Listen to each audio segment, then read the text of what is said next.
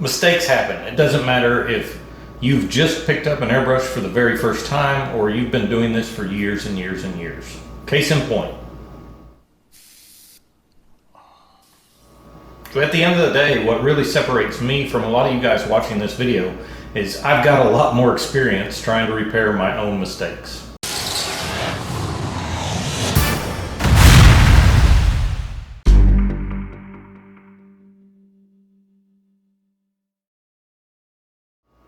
So that clip was taken from footage of a skull that I recently painted. At the time that mistake happened, I had probably a little over an hour invested in that particular painting. So I was somewhere in the neighborhood of a quarter to maybe a third of the way finished with that painting, which was too much time invested to just throw it away, scrap it, and start all over. Anytime you guys make a mistake, I would encourage you to at least attempt a repair. It may not always be successful, but you're learning either way. If it's not successful, then you know what doesn't work when that mistake happens again. If it is successful, then you've learned how to repair a mistake. I've showed you guys mistakes that I've made in some of my other videos. I have no problem pointing those out. I make mistakes all the time. The big trick when it comes to mistakes is learning how to repair them. This is something that I struggled with early on in my career. It's still a little bit of a struggle today, but I'm a lot better with it now. So when these kind of mistakes happen, it's important to dissect it. I thought it would make a better video if we really took a closer look at one little mistake, because when those mistakes happen, you need to know what happened. You need to realize how it happened. If there's a way to prevent it, you need to know what that is. And most importantly, we need to figure out how to repair that mistake. So let's take another look at that clip.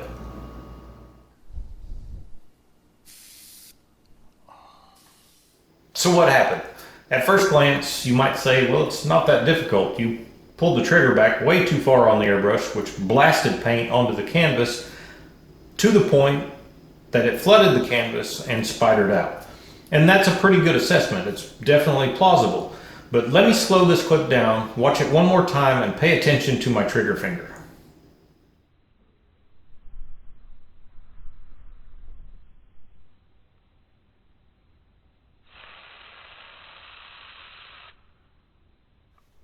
Did you see it? The way a dual action airbrush works, and I realize this is not the same airbrush I was using in the video clip, but it works the same way, is we push down on the trigger to activate the air, we pull back on the trigger to activate the paint, and we rock the trigger forward again to stop the flow of paint. In the video clip, I pushed down on the trigger to activate the air, but I did not pull the trigger back to turn the paint on. The paint was activated as soon as I turned on the air. So now we know what happened. We need to figure out why or how it happened.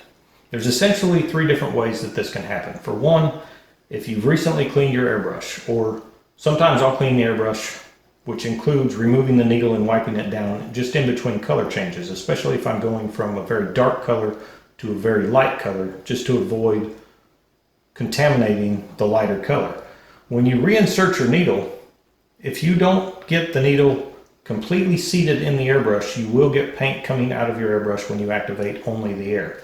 To make sure your needle is seated, you want a positive stop, and it doesn't take a lot of pressure. Just a gentle tap with the finger is all it takes. The other way that you can get paint coming from your airbrush with only the air activated is if your nozzle tip, the fluid nozzle tip, has been damaged in any way. The fluid nozzle tip is the last thing that your needle passes through before it hits open air. If that thing is damaged, and it's a very small, and it's not a very strong part, they're just made out of brass most of the time. If that's damaged to the point that your needle and the nozzle no longer seat or seal correctly, you'll get paint coming out of the airbrush when you activate only the air. The other way that this can happen is dried paint flakes, which I think is probably what my issue was in that video clip. I've been fighting with that color for probably the whole time that I've been painting with it. I was actually using Comarch paint rather than Createx. I usually use Createx. You guys know that if you watched any of my other videos. But I like Comarch paint too. I use it every now and then. I've had a bunch of it for years and years and years. It's old paint, and I think that was part of my issue.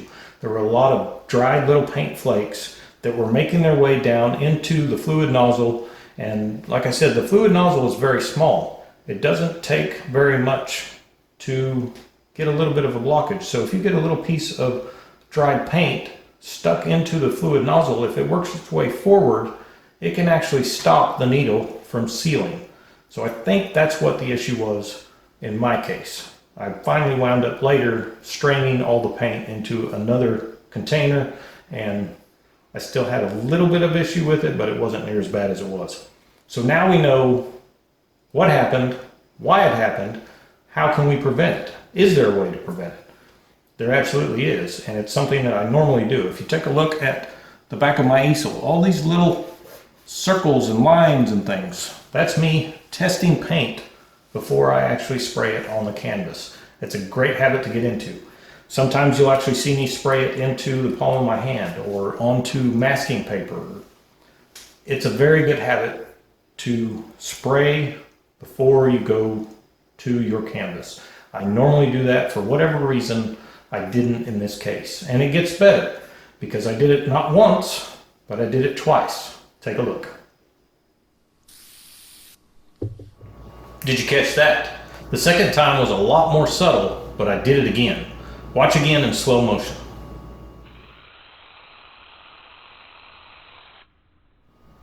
I realize you guys can't actually see me operating the trigger of the airbrush in that second clip, but I assure you, I activated the air and the air only. I did not pull back on the airbrush trigger to release any paint, same as I did in the first clip.